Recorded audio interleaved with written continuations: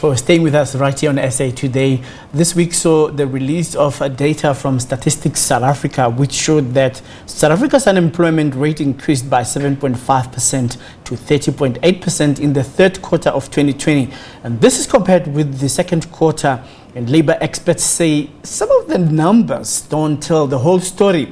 While the number of employed people increased by 543,000 compared to the second quarter, the number of unemployed people jumped to 6.5 million, with a further 17.9 million people deemed not economically active. So let's find out if Chief Executive of Youth Employment Service, yes, Dr. Tashmia Ismail-Saville, agrees with this notion. Thank you very much for coming through. Hi, thank you for having us on. Yeah, so tell us about this issue of whether these numbers are really murky and they're not telling the whole story. We saw exactly the same sort of confusion with the last release from Stats SA.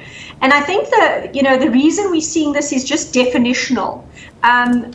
First of all, it's very difficult to collect accurate data from the quarter two stats. They were trying to take this data when lockdown started, so they were interrupted mid-survey.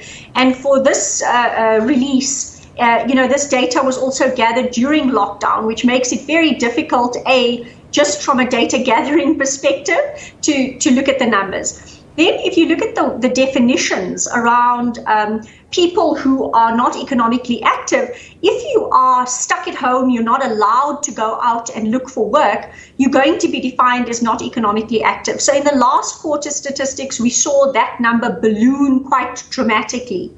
Now, what's started to happen is that because lockdown was lifted, certain sectors were able to bring people back into employment who had lost their employment during the lockdown. And so we'll start to see some of the numbers of employed people go up. But by and large, the important number to look at is the unemployed statistic. And that unemployed statistic has jumped quite dramatically. If we look at the NIDS-CRAM survey, so we use another data set, this predicts about 2.8 million people lost their jobs in lockdown.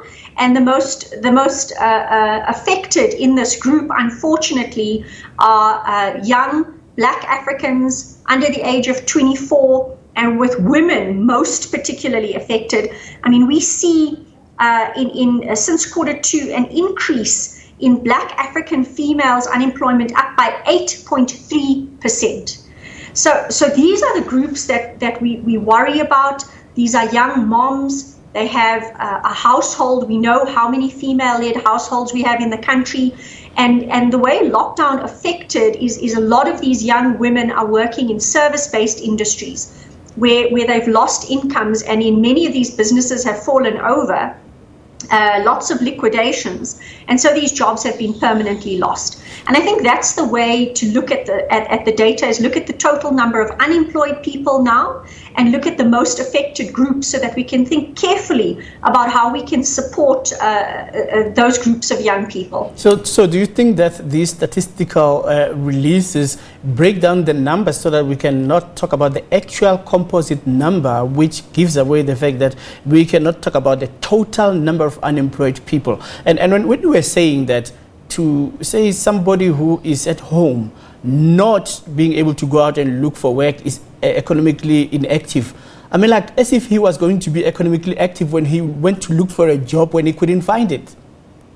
Yeah, look, these statistics are very imperfect. The definitions, of course, were never catered to the kind of dramatic events we've seen this year. And we know that Stats SA is unfortunately underfunded. It's a tragedy because if you've got good data, you can make good decisions on the economy. So I really hope that maybe the private sector comes to the party and supports Stats SA, but you can understand from their perspective to try to change definitions and gather the data differently under lockdown circumstances is not an easy task. But there are other data sources, and I really place a lot of stock in this National Income Dynamics Survey, this NID survey, the CRAM one. They've got a website where they publish their data, and this has been pretty good, high quality data to be able to put alongside the Stats SA data. But you can't, it is difficult. Nobody's built these systems for the kind of lockdown. It's unprecedented historically. So now, is there any silver lining on the dark cloud when it comes to unemployment is concerned? I mean, how important is it for us to be discussing job creation when we are seeing that the numbers that are being recorded are on the upside? And I mean, one would wonder how they come out in the next quarter.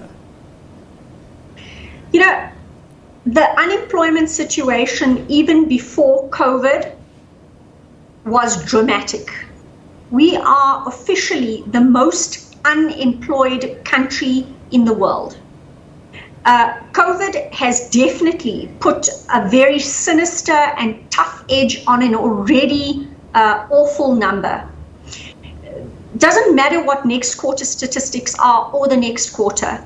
The bottom line is, if you look at the net effect in the past years on youth unemployment, the number has steadily increased. So whatever the next quarter statistics say, we need big national strategies to get young people into employment. The kind of thing that the president's team are doing at the moment, this presidential plan, getting young people into schools as teacher trainers, janitorial staff, getting them involved in infrastructure projects. You've got to just get young people working so they get a taste of working life. The intimidation's taken away, the dignity of a job is given to them, and just to break that drought of them not experiencing what it is to work at all. And if it needs to be through these structured sort of plans like the Youth Employment Service and the President's Plan, then so be it. But we simply cannot ignore this problem and hope that some kind of microeconomic growth is going to sort it out, because it won't. Even if our GDP growth goes up 2% next year, which is unlikely, but even if it goes up 2 or 3%, that's not going to make a dent in the size of the youth unemployment numbers that we're seeing. We've got to have strategies that say the private sector, government need to invest in getting youth into some kind of job. Youth Employment Service, with this policy gazette change that the DTIC have, rewards private sector companies with 1 level up or 2 levels up on the BEE scorecard if they invest in youth jobs. And what that has meant is, even in the past 2 years with terrible economic headwinds, our initiative, the Youth Employment Service, has been able to create 41,500 work opportunities for youth, and that's 2.3 billion in salaries going into youth wallets. And that is possible because it's a private sector and government partnership that rewards companies for investing in youth jobs.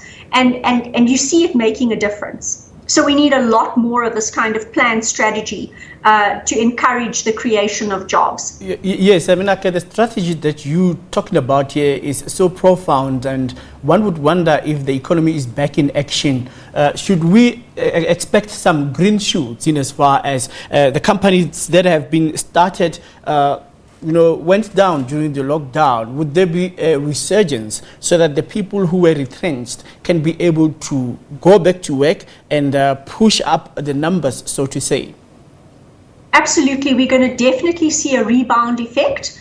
And our agency, the Youth Employment Service, is a lovely barometer of that, because it's the private sector that are creating these job opportunities for youth.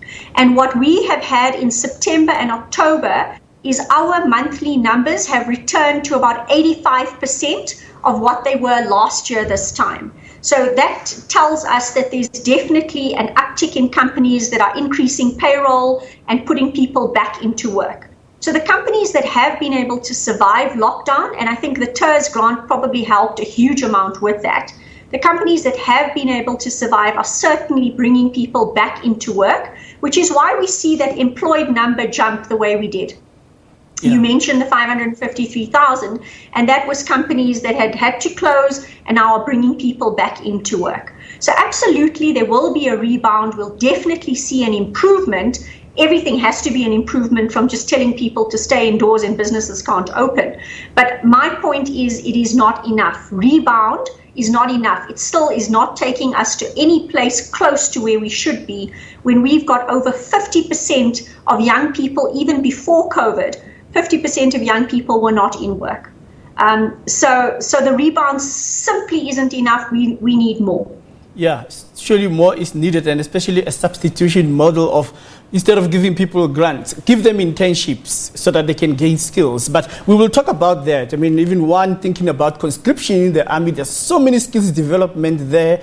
But anyway, we will revisit this subject very soon. Thank you very much for your time. I hope so. Yes. Thank you. All right. Thank you so much. We have there Dr. Tashmia Ismail-Saville, who is talking to us about unemployment on the rise. Of course, the stats came out this week showing exactly that.